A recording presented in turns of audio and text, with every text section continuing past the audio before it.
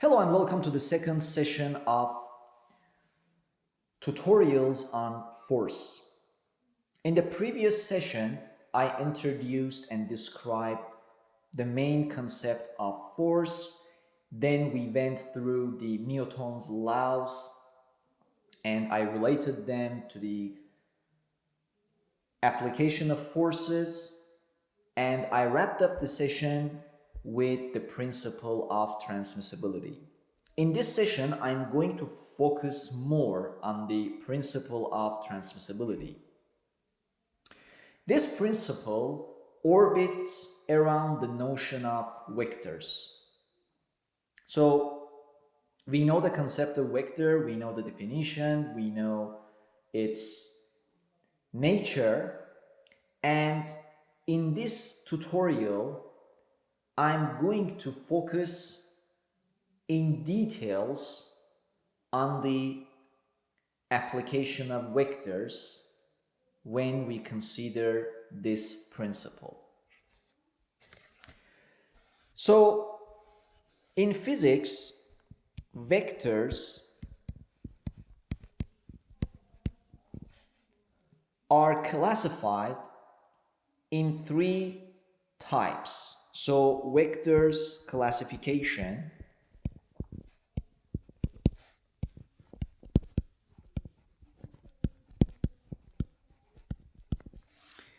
the first one is free vector.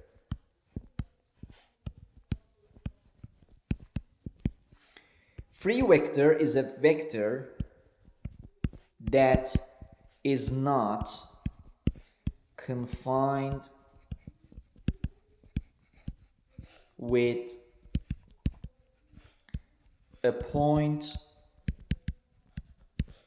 or line in space.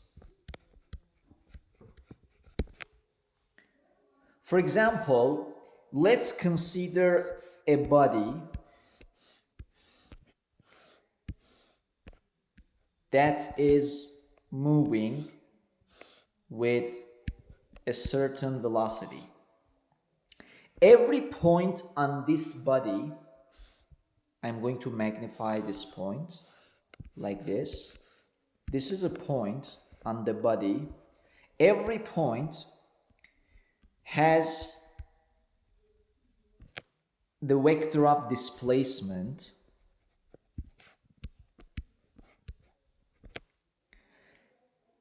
that is not confined with the point or line and is considered as a free vector because it's not confined. So this is an example of free vector. The second type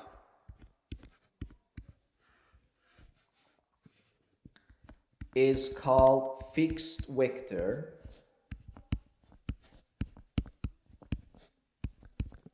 Fixed vector has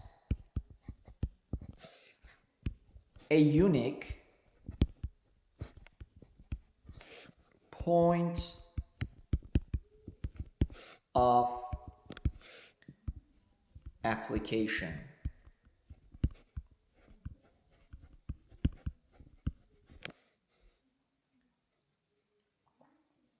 So,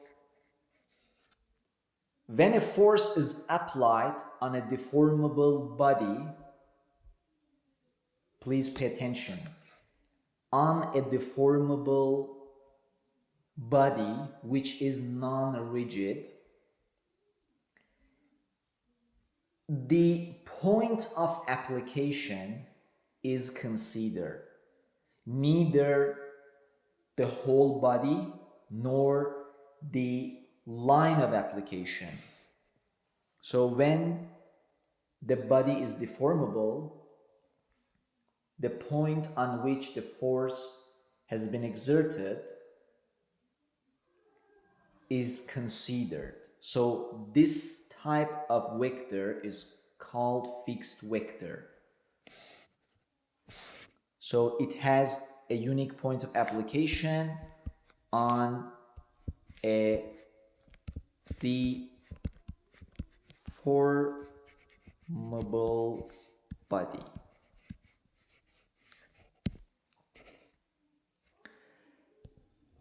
The third type of vectors, which I called it in the previous session, is sliding vector.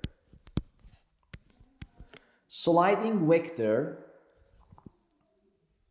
has a line of application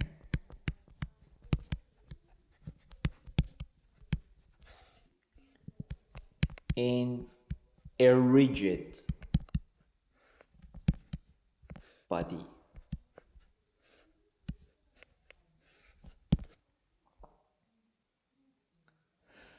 So the principle of transmissibility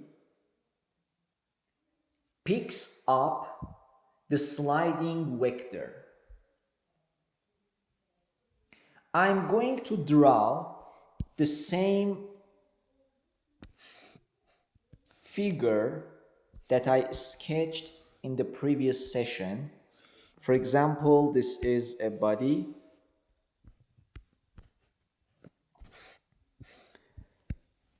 We consider 2 points A and B on the same line. I'm showing with the dashed line. If a force like F is exerted on the point A, because the body is rigid,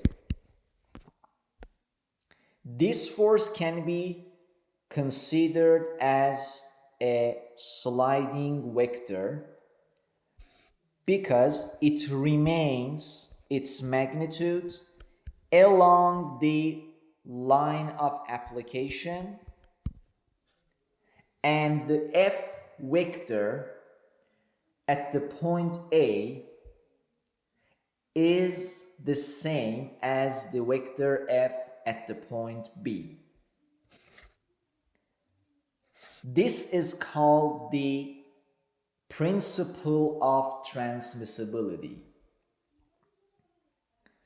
because we assume that in a rigid body there is no deformation or change in the microscopic condition of the body.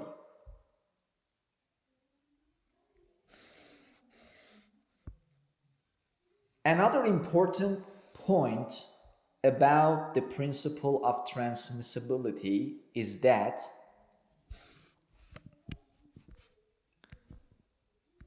this principle allows us to find the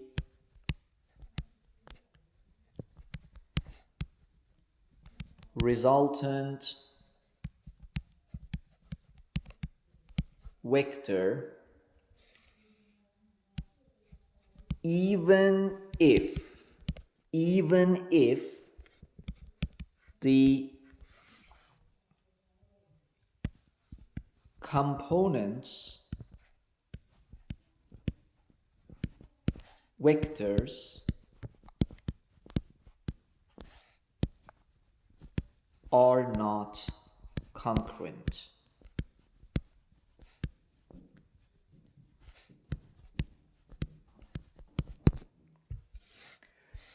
For example, two forces F1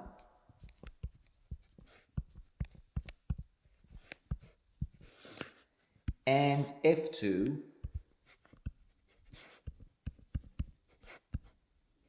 has been applied on the same body but with different positions of application. Based on the principle of transmissibility, we can find the resultant equivalent vector for both of them, even if they don't share a common point. They are not concurrent. Because we consider the line of application rather than the point of application. Because as it was stated, the point of application is specified in the case of fixed vector, while here we have sliding vectors. So the line of application of these two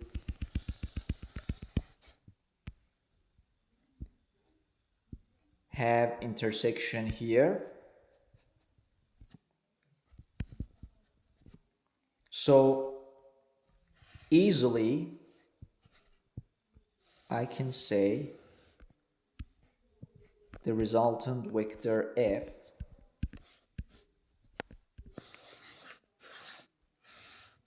is the resultant vector for both F1 and F2 vectors. So F is equal to F1 plus F2.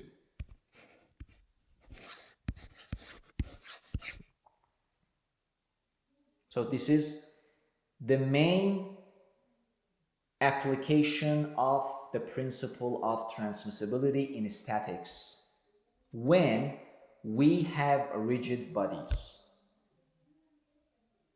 The most important point to highlight in this principle is that we consider the line of application, not the point of application, and it allows us to have the same force vector along the line of application, and also to have the resultant vectors for the components which are not concurrent.